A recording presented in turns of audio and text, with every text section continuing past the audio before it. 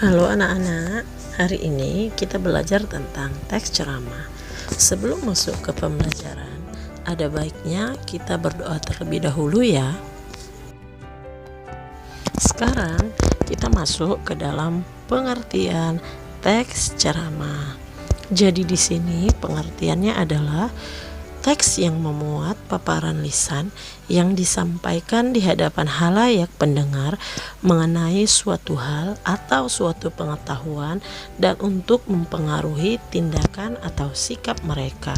Itulah dia pengertian teks ceramah. Setelah dari pengertian, kita masuk ke struktur teks ceramah. Yang pertama adalah pendahuluan atau tesis. Di sini pendahuluan itu berisi pengenalan isu, masalah, pengetahuan hingga pandangan penceramah mengenai topik yang akan dibahas.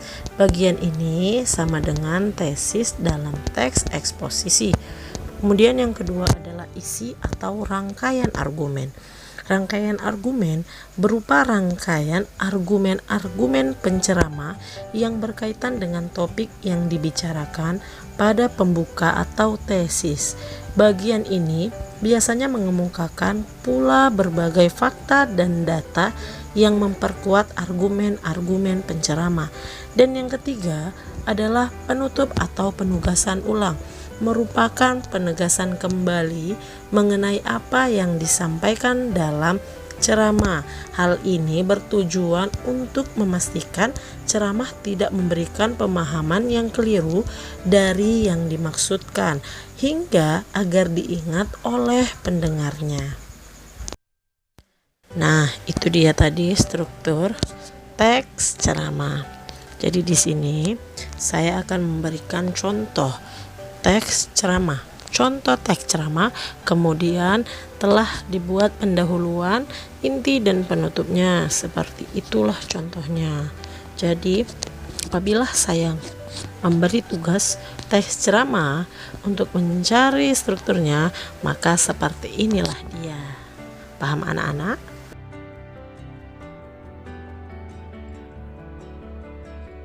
Kemudian sekarang kita masuk ke dalam kaidah kebahasaan teks ceramah.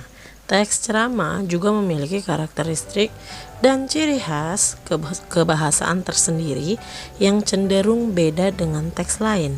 Berikut adalah beberapa kaidah kebahasaan teks ceramah. Yang pertama adalah menggunakan kata sapaan. Kata sapaan yang digunakan kata sapaan yang baik. Kemudian yang kedua biasanya menggunakan kata ganti orang pertama tunggal atau kata ganti orang kedua jamak sebagai sapaan. Seperti saya, aku, kami. Sementara kata kedua jamak itu adalah anak, hadirin, bapak-bapak, ibu, kalian atau saudara-saudara. Kemudian setelah itu banyak menggunakan kata teknis atau peristilahan yang sesuai dengan topik yang dibahas. Misalnya, jika topik yang dibahas adalah kebahasaan atau sastra, istilah-istilah yang muncul meliputi prosa, puisi, etika berbahasa, sarkasme, majas, kesantunan berbahasa.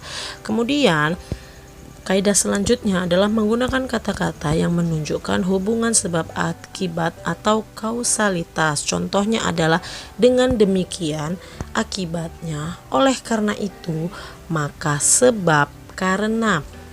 Kaidah selanjutnya banyak menggunakan kalimat imperatif atau kalimat yang bersifat memberikan perintah atau komando. Contohnya, janganlah membuat sampah sembarangan. Kemudian kaidah kebahasaan yang terakhir adalah banyak menggunakan kalimat persuasif atau ajakan. Itulah tadi kaidah kebahasaan teks ceramah.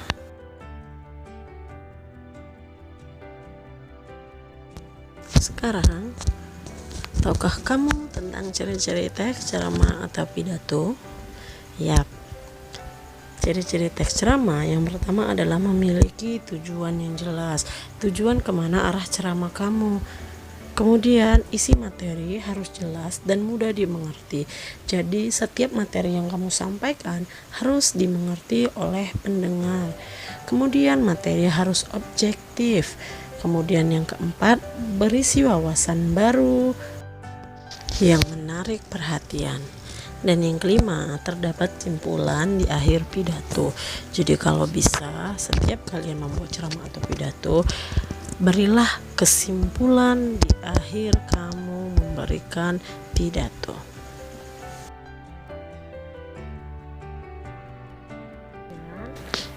Sekarang kita akan masuk ke langkah-langkah menulis teks ceramah.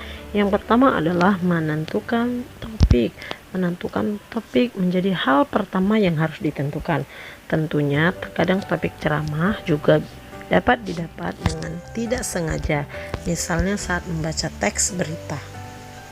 Kemudian yang kedua adalah merumuskan teks ceramah. Selanjutnya, tujuan adalah hal yang harus diperhatikan ketika sudah menemukan topik yang akan dibawakan. Untuk apa kita memberikan ceramah? Apakah untuk berbagi ilmu, mengajak pendengar untuk melakukan sesuatu, atau yang lainnya?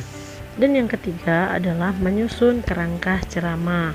Menyusun kerangka ceramah adalah rencana yang memuat pokok-pokok bahasan struktur teks ceramah. Dan yang terakhir adalah menyusun ceramah berdasarkan kerangka. Setelah kerangka telah selesai dibuat, maka kembangkan setiap pokok menjadi paragraf-paragraf yang diberi kalimat penjelas. Kemudian kita akan masuk ke macam-macam cara berceramah atau berpidato. Jadi macam-macamnya ada 4. Yang pertama adalah manuskrip. Jadi manuskrip itu adalah metode berceramah atau berpidato dengan cara membaca naskah pidato. Kemudian yang kedua adalah memoriter. Memoriter itu adalah metode berpidato atau berceramah dengan cara menghafal naskah yang sudah disiapkan. Yang ketiga adalah ekstemporan, yaitu metode berpidato dengan cara menuliskan garis besar yang akan disampaikan pada secari kertas. Dan pada saat berpidato dapat dilihat. Dan yang terakhir adalah impromptu, yaitu impromptu adalah metode berpidato dengan cara spontan atau tiba-tiba. Sampai di sini penjelasan tentang teks ceramah. Jadi untuk tugas teks ceramah 2 minggu lalu masih saya tunggu dalam seminggu ini ya.